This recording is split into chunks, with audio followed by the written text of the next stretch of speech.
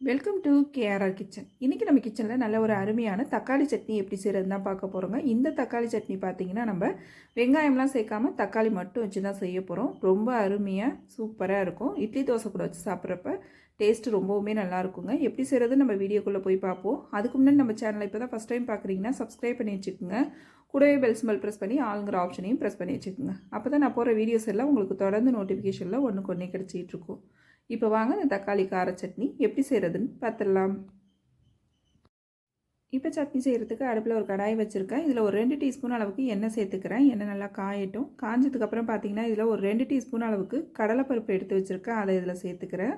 இது கூடவே 2 டீஸ்பூன் அளவுக்கு உளுத்தம்பருப்பு சேர்த்துக்கிறேன். சேர்த்து இதை பார்த்திங்கன்னா நல்லா பொன்னிறமாக நம்ம வறுத்து எடுத்துக்கணும். அடுப்பை மீடியம் ஃப்ளேமில் வச்சுக்கிட்டு நல்லா வறுத்திங்க அப்படின்னா பருப்பு ரெண்டுமே பார்த்திங்கன்னா நல்லா ஒத்தாப்பில் செவந்து வரணும். இது போல் நல்லா வறுபட்டு வரணும். அதுக்கப்புறம் பார்த்திங்கன்னா இந்த சட்னிக்கு தேவையான அளவு வரமிளகாய் சேர்த்துக்கிறேன். நான் 9 வரமிளகாய் சேர்த்துருக்கேன். தக்காளி நல்லா நம்ம எடுக்கிற அளவுக்கு தகுந்த மாதிரி சில தக்காளியில் புளிப்பு இருக்கும், சில தக்காளியில் புளிப்பு இருக்காது. அதுக்கு தகுந்த அளவு தான் நீங்கள் காரம் வைக்கணும். அதுக்கு தகுந்த அளவு எடுத்துக்கங்க. இது கூடவே பார்த்திங்கன்னா ஒரு கொத்தளவுக்கு கருவேப்பிலையும் சேர்த்து நல்லா வறுத்து விட்டுக்கிறேன். இப்போ வறுபட்டதுக்கப்புறம் இது எல்லாத்தையும் பார்த்திங்கன்னா ஒரு பிளேட்டுக்கு எண்ணெயை வடிச்சிட்டு எடுத்து வச்சுக்குவோம்.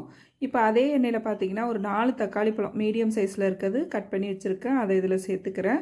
இது கூடவே ஒரு 10 பூண்டு பல் உரித்து வச்சுருக்கேன். அதையும் சேர்த்து இப்போ இது நல்லா வதங்கி வரணும். தக்காளி பார்த்திங்கன்னா நல்லா குழஞ்சி வெந்து வதங்கி வரணும். அப்போ தான் சட்னியோட டேஸ்ட்டு நல்லாயிருக்கும். இதில் ஒரு 1/2 டீஸ்பூன் அளவுக்கு உப்பு சேர்த்து வதக்குறீங்க அப்படின்னாக்கா நல்லா சீக்கிரமாகவே வதங்கி வந்துடும். இப்போ உப்பு சேர்த்துட்டு நல்லா வதக்கி எடுத்துக்குவோம். அதுக்கப்புறம் நம்ம என்ன பொருள் சேர்க்குறதுங்கிறது பார்ப்போம்.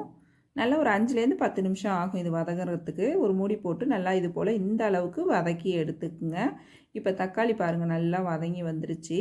இதில் இப்போ ஒரு 1/2 டீஸ்பூன் அளவுக்கு தனி மிளகாத்தூள் சேர்த்துக்கிறேன். நான் இன்றைக்கி வந்து காஷ்மீரி சில்லி பவுடர் சேர்த்துக்கிறேன். இதில் வந்து காரம் இருக்காது, சட்னிக்கு நல்ல ஒரு கலர் கொடுக்கும். இது கூடவே ஒரு 1/2 டீஸ்பூன் அளவுக்கு ஜீரகமும் சேர்த்து நல்லா ஒரு 2 செகண்ட் மட்டும் வதக்கி விட்டோம்னா போதும். இப்போ வதங்கினதை நல்லா ஆற வச்சு எடுத்துக்குவோம். அதுக்கப்புறம் சட்னி எப்படி அரைக்கிறதுன்னு பார்ப்போம். இப்போ ஆற வச்சதுக்கப்புறம் எல்லா பொருளையும் பார்த்திங்கன்னா மிக்ஸி ஜாரில் சேர்த்துக்குவோம். ஃபஸ்ட்டு நம்ம வதக்கி வச்ச அந்த பருப்பு மிளகாய் எல்லாத்தையும் சேர்த்துக்குவோம். அதுக்கப்புறம் தக்காளி எல்லாத்தையும் சேர்த்துக்குவோம். சேர்த்துட்டு இதிலே கொஞ்சமாக தண்ணி கழுவி சேர்த்துக்குங்க. இந்த சட்னி கெட்டியாக வைக்கணும் அப்படிங்கிறதுக்காக தண்ணியை கம்மியாக சேர்த்து நல்லா நைஸாக அரைச்சி எடுத்துகிட்டு வந்துக்குவோம். இப்போ சட்னி பாருங்கள் அரைச்சி எடுத்துகிட்டு வந்துட்டேன். இதை ஒரு பாத்திரத்துக்கு மாற்றிக்கிறேன். இப்போ சட்னியை பாத்திரத்துக்கு மாற்றினதுக்கு அப்புறம் பார்த்திங்கன்னா நம்ம இதில் கொஞ்சமாக தண்ணி கழுவிட்டு சேர்த்துக்குங்க. இப்போ சட்னி நல்லா ஒத்தாப்பில் கலந்து விட்டுக்குவோம். கலந்து விட்டுட்டு இதுக்கு சின்னதாக ஒரு தாளிப்பு கொடுத்துக்குவோம். நம்ம எப்போதும் சட்னி எப்படி தாளிப்போமோ அதே போல் தான். கடுகு, உளுந்து, கொஞ்சமாக பெருங்காயத்தூள், கொஞ்சம் கருவேப்பிலை சேர்த்து தாளிப்பு எடுத்துருக்கேன். அதை இது கூட சேர்த்து நல்லா கலந்து விட்டுக்கிறேன். நல்ல ஒரு அருமையான சூப்பரான தக்காளி சட்னி ரெடி ஆகிடுச்சிங்க. சுட சுட இட்லி தோசை கூட வச்சு சாப்பிட்றப்ப ரொம்ப அருமையாக இருக்கும். கண்டிப்பாக இந்த தக்காளி கார சட்னியை ட்ரை பண்ணி பாருங்கள். ட்ரை பண்ணி பார்த்துட்டு எப்படி இருக்குன்னு எனக்கு கமெண்ட் பண்ணுங்கள். என்னோட இந்த ரெசிபி பிடிச்சிருந்ததுன்னா லைக் பண்ணுங்கள், ஷேர் பண்ணுங்கள். மறக்காமல் நம்ம கேஆர்ஆர் கிச்சனை சப்ஸ்கிரைப் பண்ணி வச்சுக்கோங்க. நாளைக்கு வேறொரு ரெசிபியோடு சந்திப்போம். தேங்க்ஸ் ஃபார் வாட்சிங்.